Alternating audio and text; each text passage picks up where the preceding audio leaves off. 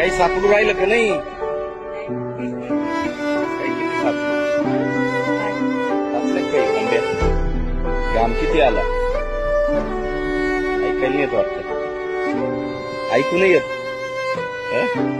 ऐकायला नाही येत म्हणून ही दवा या असं कोणी सांगितलं तर तिथंच जावा येतावा यावा निवडून.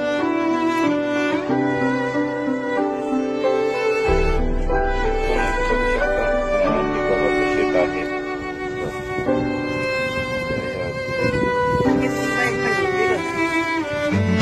पोकळ येतात आज.